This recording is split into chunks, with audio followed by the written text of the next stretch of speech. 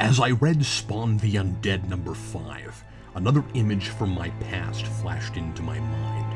Before, I had the vague feeling I'd been trying to return to my family since I began reviewing these Spawn comics, but I remember something else, someone in particular now.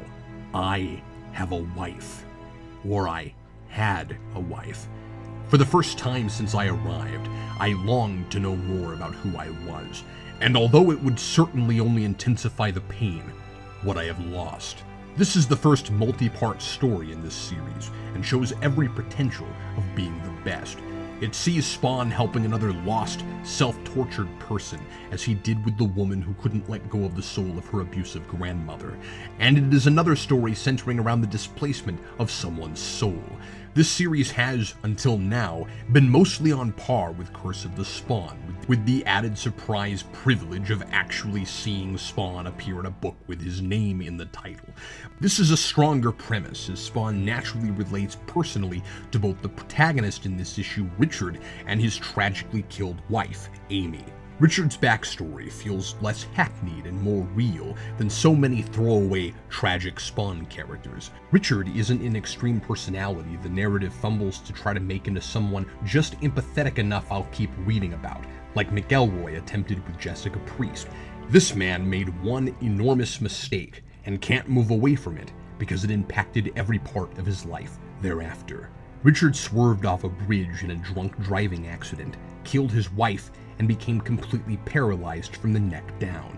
Another familiar mistake to put in a character's past, but Jenkins masterfully puts the reader in his head and in his shoes. I feel his overwhelming sense of helplessness, his all-consuming guilt, but that is also balanced with his self-determination to become independently mobile and the love and passion he still feels for his wife. Richard is a fully realized human being, and Jenkins effortlessly employs the use of the unreliable narrator to present events and ideas fully from Richard's perspective. There is an entire memory almost certainly rendered contrary from the truth, where his father coldly gives him the hard facts of his condition after his accident, and belittles him in the most demeaning, unnurturing way a parent possibly could. He says things like, "You killed the only person you could ever love and who certainly will ever love you. And you're not a man anymore. You're a statistic." It is possible his father really did say those things. If so, it would be horrible and even a little melodramatic. But it does not read that way to me. These are words that tell us how Richard feels about himself, and he only lives on, it seems, to try to do justice to the memory of his wife. Spawn identifies with this. Both men, in very different ways, see their old lives come to an end, and both cling to the memory of the person they care for most. It is what keeps them tied to the earth. But interestingly, Amy has even more in common with Spawn than her husband. She makes a deal with hell to see her husband again. She sells her soul to have it returned for a time to Earth. Following in the tradition of Spawn comics making superstition literal fact in celestial lore, Amy's soul is placed in the body of Richard's pet black cat. Just like Spawn, Amy is able to see the one she loves but not have a relationship with him, and Richard never knows she is there, just as Wanda does not know Al is returned from the dead. And she is even amnesic. Her soul is present, but she is unaware of her past life. Perhaps these sorts of deals with hell are how reincarnation fits into this mythology. We already have Greek myth and dragons mixed in, so why not everything else? Of course, this is not true reincarnation, but I imagine if this happens very often at all, it led to the belief in reincarnation. I like Spawn's interest in this couple, because the parallel is inherent in the storytelling, and it is never spelled out.